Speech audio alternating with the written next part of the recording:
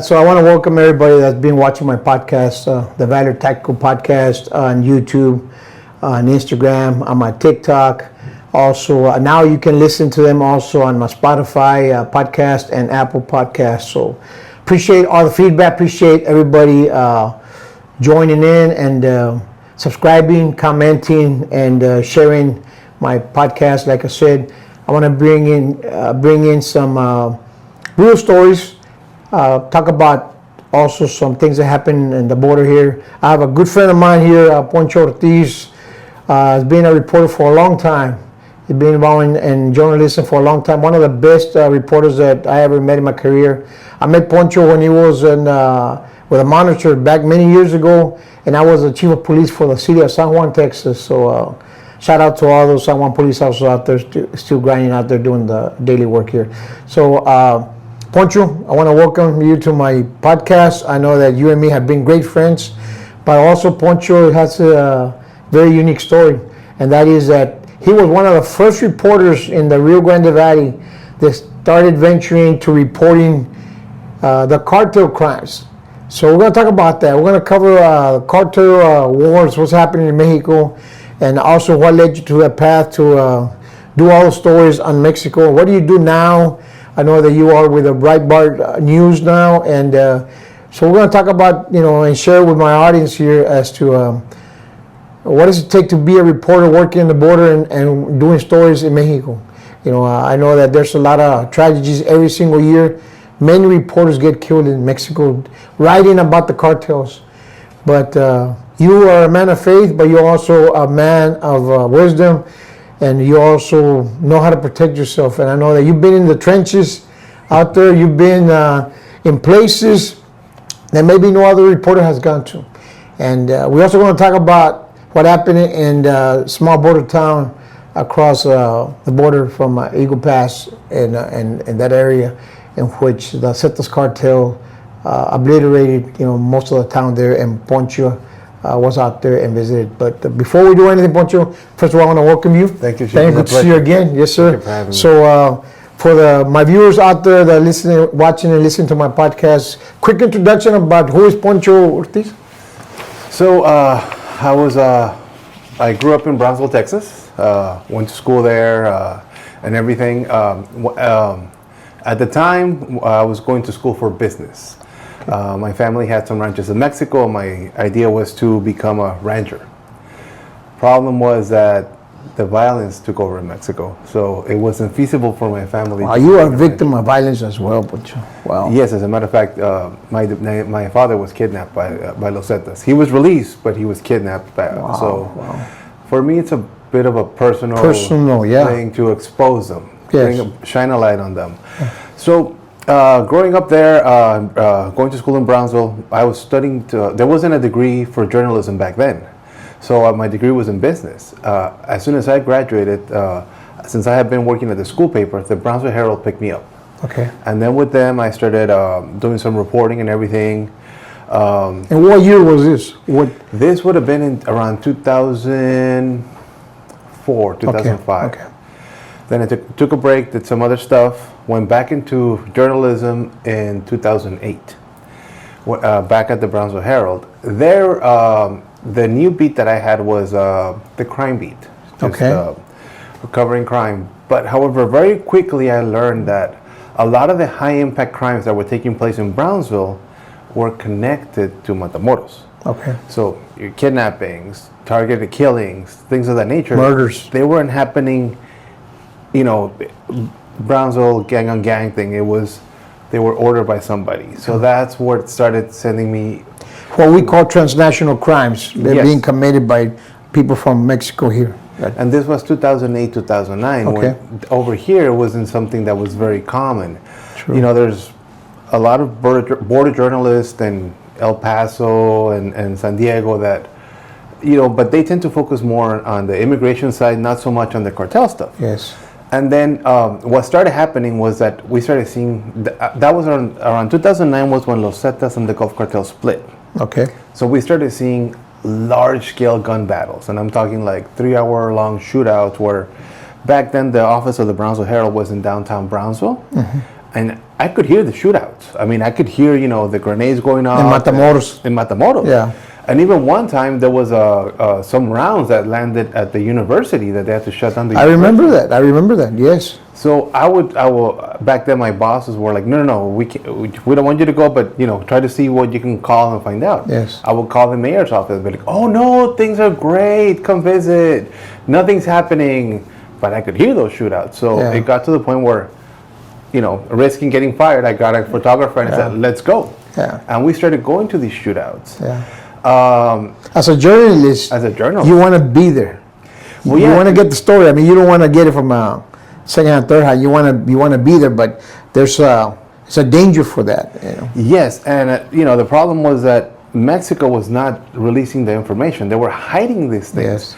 And sadly, journalists in Mexico were not allowed to report on that. So if you would pick up the newspaper from Matamoros, the next day it would be like, the mayor said this, tourism is growing, the price of onion, nothing to do with the 3-hour shootout that was going on. So that's how we started digging and started developing sources. People that were telling me, well, I can't tell you anything officially right now, but I'll call you in a bit. And then this is what really happened. Yes. And then we're finding out that, these were not, these shootouts were a lot worse than what we were being led to believe. There were a lot of people being killed, mainly gunmen, but there were at times some innocent bystanders, things of that nature. So we started reporting on that. Yes. Then I made my way over here to the Monitor in McAllen. I was with them for several years, and same thing. A lot of the high-impact crimes, your kidnappings and murders, had a connection to Mexico. So I just kept digging and developing sources and everything. Mm-hmm. In 2014, Breitbart News reached out to me. They, brought me over, and then something very interesting. First of all, they didn't tell me like this is what you have to write about. I had free reign, so they knew that my passion was cartels and exposing them. Yes. The idea is that, these guys like to operate in darkness. They're able to get away with so much things. True. If there's not, but when you put a spotlight on them, they're exposed. They can do things out in the open as much as as they could. So that was my goal, to expose who these people are, what are the horrors that they're doing, who are the victims, what's happening, and why is Mexico's government so intent in covering it up. So I started doing this, and then over time I met some good journalists in Mexico that could not write about what was going on over there. And then some other people that were either in law enforcement or military or medical professionals and they couldn't write because they were threatened or they were not allowed to write it. I mean, was there what was the next was the fact that more likely they were going to be killed if they wrote about the cartels? Well, both. See, the way things work in Mexico is in certain cities, the cartels have what they call a link. That person is sometimes is a journalist, sometimes is somebody within the city. And they call the journalists and say, say there's a shootout. They tell them, don't report on this. Or if you report on this, blame it on the military or blame it on the police. Make them look bad. Yes. And that's how they control the narrative. So, these journalists were not able to say what was really going on. So then we created in Breitbart what is called the Cartel Chronicles project. Yes, I remember that. We allow these people to submit stories to us, and we write it under a pseudonym so that they can tell us what's really going on. And over time, that project kept growing. We got people from other places, Michoacan, Baja California, Mexico City. Targeted killings, threats, extortions. I mean, they can touch people on this side. And I mean, I've been in cases where they can touch people up in Atlanta, Georgia, Ohio, anywhere. They have that long operational reach. They send those sicarios to take care of business and all. Of course. With these cases, I mean, politicians that love to say, no, things are great on the border, there's low crime and so forth. The problem is that these cartel operators or organizations, they operate underground. They keep a very low profile, but they're still able to do their thing. What was the main rift that broke them open and for the public's eye? I know it was in 2009, 2010. That's when it started just what caused all that the cartels decided, you know what, we're going to make it all public now, and went after, you know, innocent bystanders and citizens? I know that they did it before, but they were more brazen and more violent, and they wanted to show people this can happen to anybody that's, you know, trying to go against us. And they also went after the reporters. So what was the main rift that caused all that? Well, historically speaking, there was one party that controlled Mexico for 70 plus years. Yes. And that party actually, I mean, it's sad, but Mexico's government was the true power structure behind these cartels. Yes. They would allow them to do their things as long as they kept things quiet. Then there was a different party came into power. Vicente Fox came into power, and that is when, for 6 years, he didn't focus on the public security issue. He focused on economy, development, commerce, and so forth. So he was trying to, you know, push Mexico forward. However, for 6 years, these cartels had nobody to crack down on them. And then the next president came in, also from that same party, but by then he already had, the cartels had 6 years, and that was at the time when Los Zetas came around. Yes. And Los Zetas basically changed the game. It went from being just a, you know, smugglers getting their goods up here, keeping a low profile. You had pretty much a group of former military, former police officers that were basically, you know, they operated very differently. They were a paramilitary group that could go toe-to-toe with authorities on the Mexican side. Yes. Wow, that's very interesting that the individuals that were going toe-to-toe with military trained personnel. I mean, and they were not afraid of them. No, because these guys had advanced training. They had advanced weapons training, explosives training, so they could fight the military. So, and then these guys changed the model. That's when you started seeing the rise of the plaza model, where instead of various organizations being able to move through this city, this, you know, the Gulf cartel, no, this is our plaza. And then they had Los Zetas enforce that. And one of the things they did was they infiltrated every aspect of society. So they had eyes and ears everywhere. So they had full control of the cities. So that's when you started, for example, in Nuevo Laredo. When the Sinaloa cartel tried to move in through there, you had chaos because Los Zetas were holding them off. Yes. So then Sinaloa had to build up their own paramilitary group to take on them. And that's when you started seeing all these major shootouts. So that was around 2006 when Calderon came into office, and he tried to calm them down and say, okay, Mexican federal police, go after them. The problem was that the Mexican federal police didn't work for the president. They worked for these guys. Yeah, the cartels. That's correct. That's an interesting point there. Yeah, then it is true. Yeah, Mexican army, go after them. The army was like in the same thing. So then he got the Mexican Navy, the Marina, go after them. And there were these one forgotten entity that, you know, you basically came in, a bunch of Mexican Marines, to start clashing with these guys. So that's when you started seeing all these huge shootouts, 3-hour-long gun battles, because these cartels had the firepower to go to toe with them. So 50 calibers and everything. I've seen it. I mean, made up armored vehicles. I mean, they have everything that, you know, to get into a real gunfight. And those gunfights were actually real gunfights, you know, with long high-power rifles and stuff like that, and grenades and explosives, and even setting buses on fire and blockades and stuff like that. I mean, it was unbelievable what people started seeing that was happening in Mexico. And I like to call that the Zetanization of the cartels. Okay. Where, you know, the Zetas developed this paramilitary tactics, the other cartels had to keep up. So then it became a tit for tat, trying to outdo each other. Because they had that elite team. Do you believe that all the other cartels that we're going to talk about here later on, is that, do they all have some sort of a team that they use to go after rival cartels? Now they do. Now all of the cartels have developed their own standing army. Okay, wow. And by army, I'm talking about, you know, guys with high-powered weapons, experience. And then, you know, a couple of years ago, then I started seeing that some of the other cartels, like Cartel Jalisco New Generation and La Familia Michoacana and Carteles Unidos, they started recruiting Colombian mercenaries, people that were in the guerrillas, Las FARC and so forth. That they have experience fighting for years. and they're very well versed in the development of explosives. True. So they started recruiting these guys to come into Mexico and not only do things for them, but also train them. Yeah, because in Colombia, that's where that's a hotbed of explosive. Vehicles that we call them explosives, right? And vehicles and stuff like that. One of the more recent developments is the use of drones. True. Because they... and we've seen it in the Russia and the Ukraine war. Yes, and in Mexico, they're doing the same thing on the cheap. They're making these IEDs, placing them on commercial drones, and then dropping those on enemies.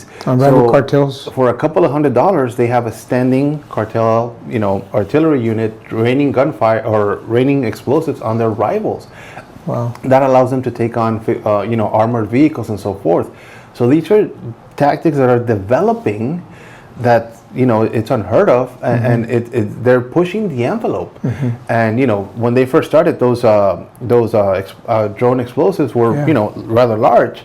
Now they got them to about this big and same firepower. Technology has helped them, like technology has helped law enforcement. I remember that we've gone through so many different phases here that we also using drones in tactical operations as well, and for intelligence gathering, and also in Overwatch, and making sure finding out where the enemy is at, finding out intelligence gathering on a particular structure, building. I mean, they're doing the same thing that we're doing it. So technology has evolved so much, but also putting technology and tactics together, and with a combating mindset, with an elite group like the Mexican cartels have, each one of them. I mean, they can terrorize the whole country, and they've been doing that. And they're doing that. Yeah. And remember, these cartels, they can hire the best that money can buy. Yeah. They have the money. They have the money. I mean, that's what, when I talk to people, I tell them, what is El Chapo's secret? El Chapo was the most famous drug lord that everybody knows about. Yes. But what was his secret? I mean, this is a guy that came from a poor family in Sinaloa, minimal education. I mean, if you look at some of his court records, when he signs, it's almost as if a child was signing, because he's somewhat of I think he got a 6th grade education. Yeah. So his handwriting looks like a kid's handwriting. Yeah. But what was his secret? It was that he was smart enough to know that he didn't know everything. So he hired the best that money could buy, the best chemists, the best engineers, the best lawyers, the best politicians, the best military enforcers. So that's how he built that empire. He surrounded himself with intelligent people. Yes, and that's what made him such a dangerous individual, that he was humble enough to know that he didn't know everything, but he could hire the best. And that's what made him such violent individual, yes. And and that's how things have developed. And with these it reminds me of this one case. I worked at, I want to say about 2 years ago. There was a former U.S. military guy that was explosive expert. I believe he was from Arizona. He had been hired by the Gulf Cartel out of Rio Bravo. Wow. So he was in Rio Bravo building not only IEDs, but landmines and explosive for their drones. Wow. And and Mexico's government tried to keep it real quiet when they caught him, and they moved into Mexico City to charge him. But he was arrested, and that was just one of the cases. So there is a U.S. military that has helping them. I've also been able to track down people from other countries, Russian people, Israeli people, Colombian people, working for the cartels, working for the cartel as instructors or as actually like bomb makers. Yes. So this is a growing concern that it's not stopping. It's not stopping. Yeah, I mean, it's not what people might believe, the fact that the cartels are going away. So what do you think about now that they're designated as terrorist organizations? Well, you see, that one is actually a very interesting move, and that's something that I have been pushing for a long time. Yes. Because they use terror and fear to operate, and people, scholars say, well, it's not a political movement, but it is, because a lot of the Mexican politicians work for these cartels, whether they want to or not. I mean, we've seen multiple cases. I mean, we had 2 Tamaulipas governors that were criminally indicted in the U.S. One was arrested in Italy, and he was sent here he did time here, Tomas Yarrington. Yes. And then Eugenio Hernandez was never caught, but he's living happily in Mexico. Most recently, he ran for Senate, but he lost that race. But that just tells you how Mexico's government protects these politicians. Yes. And that is one of the biggest concerns, is that Mexico's government historically has been complicit with these cartels. Yes. The previous president, the current one is trying some, but not really. But historically, Mexico's government has been tied with these cartels. That is why this terrorist designation is so important, because the cartels have what I call a sphere of influence. Yeah. What makes them so powerful is not so much their gunmen or their weapons. It's the judges, the politicians, the financial institutions. This network, that's what gives them their true power. Yes. The influence that they have. So when you designate them as terrorists, then Mexico's government can't protect them, because they run the risk of becoming a foreign sponsor of terrorism and facing now sanctions. they can be charged with conspiracy. That's a probable charge. And Mexico's government could face international sanctions, and right now we're seeing it with the threat of tariffs. Yes. So Mexico's government is trying to do enough to appease the U.S. So Mexico's president is between a rock and a hard place, because there's these really dangerous individuals that help get her in power. Yes. But now she's facing pressure from the U.S., where these tariffs could basically bankrupt Mexico. So she's trying to keep the country afloat, whilst doing something against the cartels. Yeah. But then again, she can't do enough to make them upset, and so she's between a rock and a hard place. Yeah. And it's a very tricky situation for Mexico's government. What I hear out there is that the Mexican president right now is probably is the weakest president that Mexico has ever had. Well, it's looking that way. Well, it's because the president that came before her, Andrés Manuel López Obrador, when he came into power, he claimed to be, that he was going to fix everything. Yes. And what he did is that he preached the approach of hugs, not bullets. We're not going to fight the cartels. The war on drugs is over. We're going to improve the country to social programs. That's what he was preaching. But now we're learning that he was actually making deals with these cartel members. Behind they were closed helping doors. his campaign. Yes. And, if you look at some of my previous stories, governors within his party had their campaigns funded by cartel money, had their campaigns funded by fuel smuggling operations. True. So basically you had what the White House ended up calling a relationship between Mexico's government and cartels. And now that, there's a new administration came into office, and then they started calling them out for that. So there's a new president of Mexico, Claudia Sheinbaum, and she was supposed to be AMLO's basically protege, successor. She was supposed to cover for him. But now there's this immense pressure from the U.S. as to, you have to fix this. Yes. And, she actually put her head of law enforcement in Mexico, Omar Garcia Harfuch, to try to do things. However, he's doing more of a PR campaign of sorts. Yeah. When Mexico says, we seized X amount of armored vehicles in Sinaloa, that's not what happened. You didn't have federal police raiding and seizing all these vehicles. Yeah. You had one faction of the cartel, Sinaloa cartel, fighting the other faction. They had this big old gun battle. Then Mexican authorities show up afterwards and say, oh, we seized all these armored vehicles. Because they left them weapons. there, yeah. So you still don't have Mexico's government going toe-to-toe with cartels or hitting them. Yeah. They're basically staging these raids and doctoring statistics to say, oh, wow, we're catching all this. To show statistics, yeah. So, Poncho, what do the people in Mexico say about all this stuff? I mean, you've been in the trenches, you've been in Reynosa, Matamoros, you've been in all these border towns that have, masses and masses of people that have been killed there. What does the community say? I mean, when you when they have limited reporting out there because the reporters are threatened and so forth, but what are you hearing out there, and what have you come across in your years of doing this Cartel Chronicles and reporting on the cartels? I mean, there's a lot of hopelessness. There's a disconnect between the central part of Mexico and the northern part. Yes. The northern part has been hit very hard by the cartel violence. Which is our border here, which is all the cities that live in here in the South Texas border. Yes, these cities have been hit by cartel violence so hard. Okay. And places like Mexico City, there's a cartel presence, but people don't really grasp how bad things are. So that's where you see the political disconnect. But the majority of Mexico is tired of this. Here in the something happens, you call 911 here in the U.S. Help is going to come. Yes.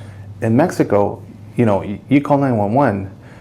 You don't know if that the people that are responding are cartel members in uniform or people that are actually going to help you out. Exactly, and that's the big concern. And I mean, I've had so many heartbreaking stories, dealing with people over there, people that have had lost ones taken. I mean, I'm going to venture out and say this, that pretty much everybody in Mexico has had a loved one that's been taken, killed, or kidnapped by every citizen. I mean, I can tell you that personally, I know of a ex-police officer here that one of his wife's family members were kidnapped in Reynosa, never seen again. And actually what they told the family was this, that the vehicle's here, but don't be asking for him anymore. And that tends to be the thing. And Mexico's government is very, they try to cover all this up. Yes. And what they love to do is play with statistics. They don't count these cases as murders. They count them as forced disappearances, which don't missing persons. Missing persons. Wow. And even the people that they're finding in mass graves, they don't count those on their murder statistics. So you have politicians in Mexico that say, "Oh, our kidnappings are low, our murders are low." No, it's just that you're not counting all the people in mass graves, all the people that were abducted and likely killed. And that is one of the most disturbing things that over time I kept finding. These cartels, they would take people, for whatever reason, they would dispose of the bodies, and they had multiple ways. I mean, dismembering them, putting them into 55-gallon drums, and setting them on fire till there was nothing left. Mm-hmm. We've seen that in Tamaulipas, we've seen that in Coahuila, we've seen that in other places. Or simply just burying them into mass graves, like this case in San Fernando, where it kind of started popping out in 2011 when those migrants were killed and buried in San Fernando, or stacked in they were killed and stacked in a warehouse. They found them there, but then authorities started digging, and they stopped counting at close to 300 people that were within those mass graves, because they just didn't want to keep that narrative going. And that's the problem that Mexico is trying to basically, bureaucracy and politics and everything play a role in trying to say no pasa nada. And that's the phrase that you hear over there. I mean, that kind of brings us to, you mentioned the case in Coahuila. Yes. That was one case that it's very, very dramatic. And actually that, in that case, Los Zetas basically stormed into the town of Allende. And Allende is, for our viewers out there, where Allende is in Coahuila. Yeah, it's across a little bit south of Eagle Pass. There's Piedras Negras, and then just south of there, there's a little town called Allende. Yes. It's a small town, a couple hundred people. Okay. So in 2011, Los Zetas, they felt betrayed because there was an informant that was working with them. Funny enough, the U.S. shares intelligence with a Mexican vetted police unit, but that vetted police unit had a boss. Yes. And that boss basically called the cartel bosses and said, "Hey, you guys have a leak." Yeah. So then Los Zetas basically rolled into that town with heavy machinery, and they took hundreds of people from that town, basically men, women, children, everybody. They used the heavy machinery to knock down homes. They set them on fire. These people were, half of them were taken to ranches where they were basically killed and incinerated. and the other half was taken to the Piedras Negras State Prison. Oh. And you were there. You went there. Yeah. I went there afterwards. Yeah. And I even went into the prison where basically they had these 55-gallon drums, and they had crews of cooks, they call them, and their whole job was to basically dispose of these bodies. Back then, Los Zetas had full control of the state prison. That was their base of operation. The base of operation of Los Zetas was the prison that is funded by the government. Yes. That goes to show how corrupt areas of Mexico are. Yes, and you know, they disposed of hundreds of bodies, and that was something that kept going. And you know, for a long time, news outlets didn't really cover about what was going on in that area. And you know, I met this one lady. She was, when we went to go talk to her, sweet old lady, invited us to her home. You know, was making flour tortillas and Yes. beans. And that food was amazing. And you know, you see this sweet lady, and she tells you, you know what? And that's one thing that kind of makes me a firm believer in the Second Amendment. She said, if I had a gun, a shotgun, anything, they wouldn't have taken my daughter. Yeah. And that one still hits me because. And I'm a true believer of that. I was talking to Leo Silva, retired DA, and we talked about changes in Mexico. I really believe that there was a law that they can allow citizens to carry weapons and own weapons. I think there will be a lot less violence because now at least the people have an opportunity to defend themselves. You know, but I don't think that's going to happen anytime soon. Politically, Mexico has done this sort of came after the revolution. Yes. Back in 1910 when, to protect the country from another uprising, they just pretty much did away with weapons. Before that, actually, Mexico was pretty friendly with gun ownership. Yeah. And now Mexico is actually one of the hardest countries to legally buy a weapon. Yes. However, because of the corruption, if you know where to look, you can find weapons. I mean, I've been in Mexico City in this neighborhood called Tepito, which is infamous. Yes, I know. You can find anything there. I've been there. I went in there, as part of my investigations. Yeah. They had grenades, a basket full of grenades. And I asked them, how much? 80 pesos. Wow. They had AT-4s, automatic weapons. Yes. I mean, as long as you could pay for it, you can take sell it whatever to you you. want. Yes. Yeah. And I'm talking not just old rusted weapons. I'm talking like top level equipment that you can't find, here. I mean, I'm talking like automatic weapons, AT-4s, rocket launchers, explosives. You can find them there. Wow. And if it's in Mexico City, that means that all these guys have access to it, in other parts of the country. True. So what do you say to all those people out there and that always say that the people that are being targeted are more likely involving crime or has nexus to a crime, and you've seen otherwise? I mean, obviously Allende is a great example of that. The innocents, young kids, men and women, children were all murdered. What do you say to that kind of comments when people say, well, that the cartel only, they only are targeting people from other cartels and violent people? I mean, what do you say to that? I mean, that's an outdated view. That, in the 80s, yes, cartels kept a low profile, violence would be amongst themselves. Yes. Nowadays, it's become something else. I mean, the cartels basically put fear into everybody. So there's been multiple cases. Cartels, they see a young lady, they like her, they'll take her. No questions asked. I mean, and nobody can do anything about that. Yes. You have a small business in Mexico, or medium-sized business. They're going to come extort you, and if you don't pay them, you're going to be taken. That's a fact. Any business operating in any city in Mexico, more than likely they are forced to pay some sort of extortion fee. And it's even happening to international companies now. I'm talking about the maquiladoras. I'm hearing of cases of U.S.-based manufacturing plants working in Mexico that have plants in Matamoros, in Reynosa, and Monterrey that are having to deal with this now. Yes. And they're having to get very crafty on their bookkeeping to be able to kind of cover up that they're having to pay protection. Yeah. And this is something it's happening, and nobody wants to make noise. Because it's part of doing business in Mexico. And it's a common knowledge to a lot of people that, any businesses that have been operating in Mexico, you're going to have to, someone's taking a cut out of that one. Yes, and and that's something that they try to keep out of public view. Mm-hmm. But sadly, things are pretty much out of control in Mexico. What do your partners in journalism in Mexico? What do they say about what's happening? And I know that I always see every year there's always journalists being murdered and so forth by the cartels. I mean, what are they doing to try to keep the story going and trying to continue to expose all the cartel violence?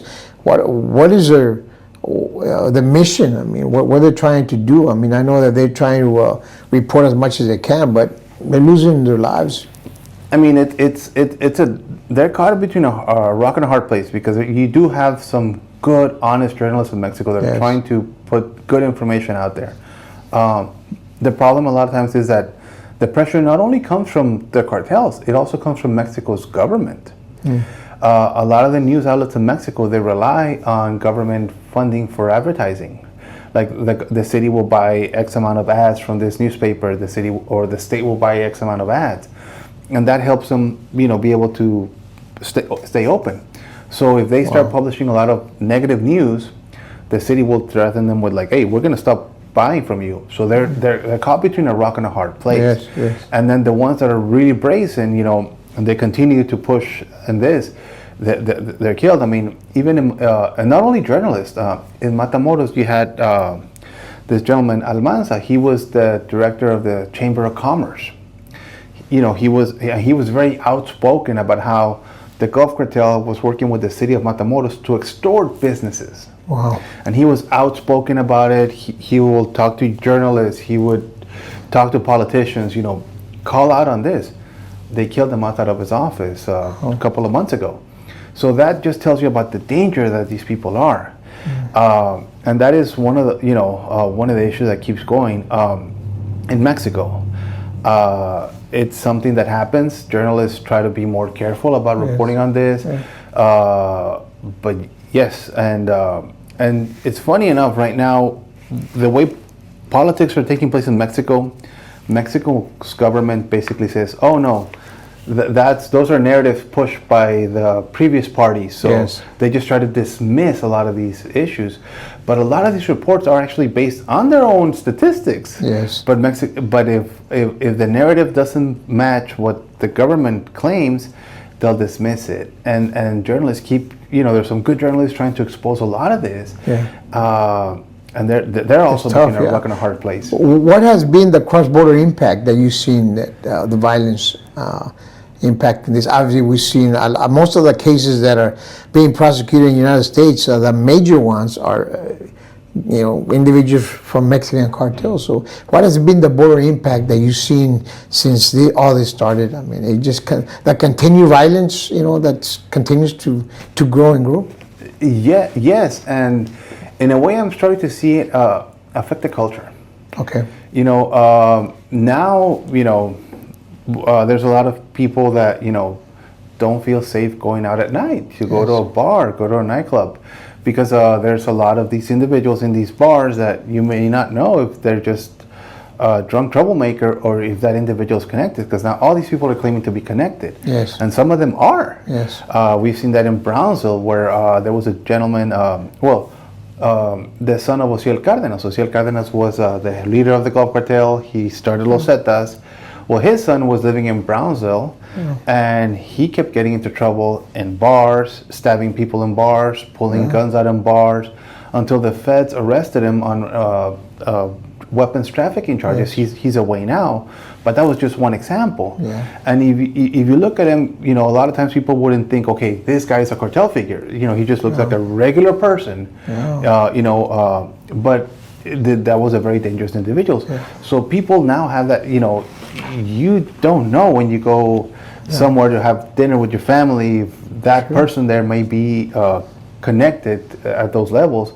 So it's impacting the culture. You're seeing now kids, I've seen it, for example, in La Jolla, where a lot of the kids that are not only in high school, but in junior high, they all want to be cartel commanders, cartel bosses. They don't want to be lawyers, doctors, scientists. They want to be cartel bosses. So now you're seeing a shift where it's affecting all, the next generations. Yes.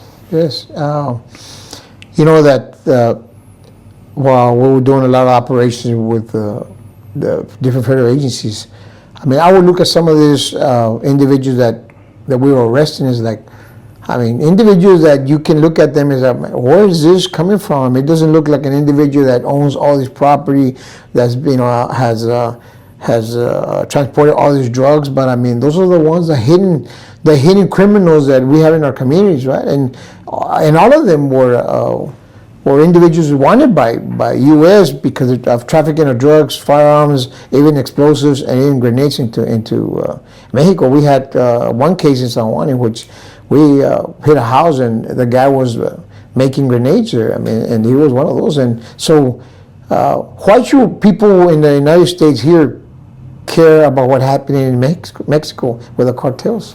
Well, because what happens in Mexico doesn't stay in Mexico. You have these cases, for example, when the human trafficking issue or the migrant crisis was booming, you would see in the news, it's the asylum cases and so forth. What they don't tell you is that the people that were in Mexico trying to claim asylum to get over here, well, they can't just cross the river and claim asylum.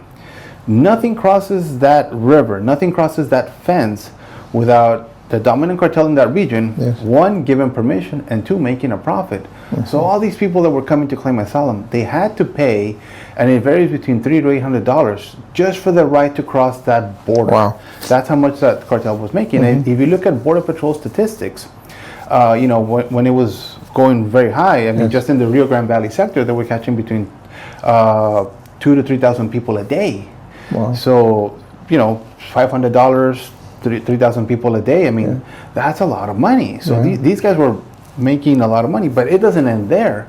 The people that, for example, needed to get up further north that had to avoid law enforcement, well, they take them to stash houses. Yes. And sadly, when I was down in Chiapas, I met with some people from an NGO, and women would actually be told to get on birth control before they started the journey up here, because there was the expectation that they were going to get raped multiple times along the journey until they got to the U.S. And the stats vary from which NGO you talk to. Some of them say 30, some of them say 80% of the women were raped. Yes. And that's something that, speaking with law enforcement people, I would, people up as north as Ohio, I would talk to them and they'd be like, hey, I have this lady, she, I told them about this, and then they got a female officer there.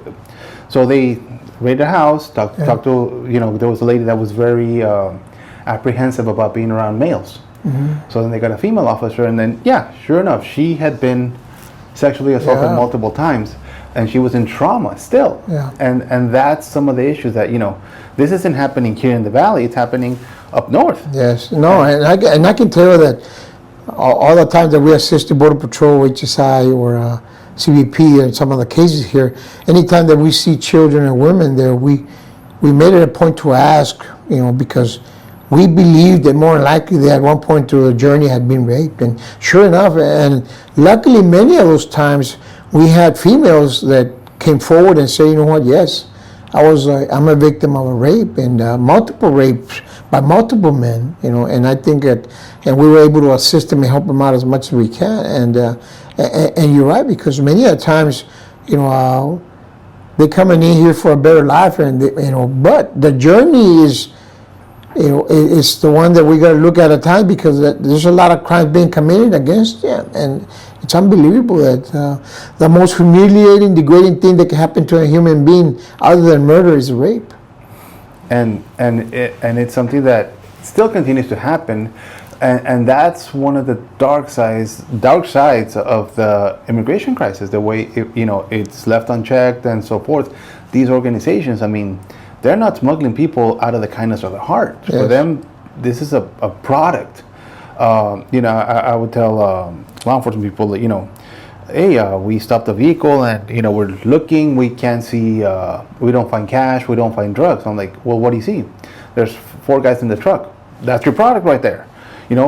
Because how many times can you sell a brick of coke? Yeah. How many times can you sell a human? Yes, yeah. And that's the dark side. A lot of people, by the time they get up here, they're already indebted with the criminal organization.